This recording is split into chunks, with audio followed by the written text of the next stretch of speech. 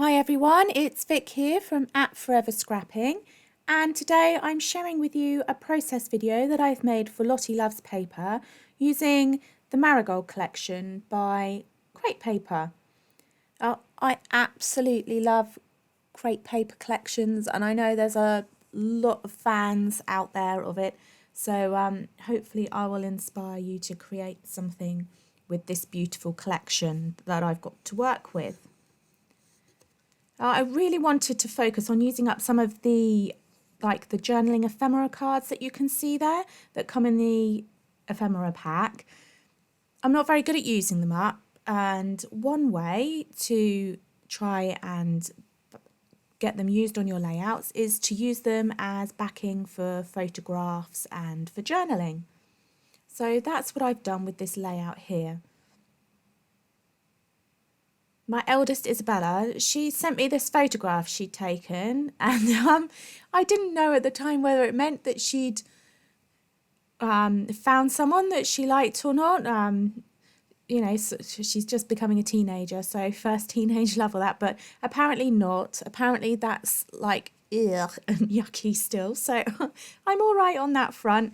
But it was just a filter, she told me, that she'd found. And she quite liked it. And actually, I really love the photograph. I don't know what I think it's probably just that banner with the words across that I really like. So I decided that I would scrap the photo. I always like different things to scrap, so that was perfect for me. So what I've done is I've cut a strip of the yellow paper to go across the top of my layout, and that will just help to ground everything on my layout and stop the photograph and my layers from floating around. As you can see, I've used my scalpel knife or scalpel blade that I've got, is very, very old, to cut out some of the sayings from one of the journaling cards that I absolutely loved. It says, "I look at you and see sunshine," and I really, really love that. So I've just cut that out really roughly with my scalpel. It doesn't have to be neat, because what I'm going to do at some point is I'm going to distress around the edges of those word strips. And then I've simply just layered my photograph on some of those journaling cards. Now, as the page evolved, you can see I'm using one of those the journaling cards that's got A and an apple on it, and that then became my main inspiration for my title for my page. She is the apple of my eye. So that ended up being my title for my page. So it's really just a case, now I've got where my design's going to be on the top third of my layout. I like to work in odd numbers because I think that works better. Grid layouts are brilliant for doing fours and things, but in terms of if you're doing bits across the page, like horizontally, that I always like to try and break my layout into thirds and work on that principle. So I'm focusing most of my work for my layout up on that top section of the layout. So like I said, the apple really became my idea between my photograph and my layout. Sometimes these cards can be a little bit random, and I was like, how am I going to use an apple on my layout? Obviously there's a lot of artistic license that you can have in it, but all of a sudden it just came to me, and I'm always rubbish at titles, so I was quite pleased with this one. Yes, I've fussy cut it out, and I've used that then to create my own embellishment on my layout and to help raise things up and layer things up on the page. And then that is how I managed to get away with using that apple journaling card. So just using little strips of paper here that I've got left over to tuck in here and there. You don't need to use great big huge pieces of paper for your layering. People don't know that there's nothing behind there, be a bit savvy with your stash. I do throw bits away, and I don't keep absolutely everything, but if you've got a little piece of paper here or there that you can tuck behind to make it give the illusion that there's loads of layers on your work, then do it, you know. Don't throw stuff away that you can use. My mum keeps absolutely everything. So I like it when I go down to visit her because I can go in her craft room and she's always got absolutely everything. Stuff that I would never even dream of keeping. But yeah, if you think you've got a use for it, don't throw it away. That's my advice. So the layout's coming together really nicely now.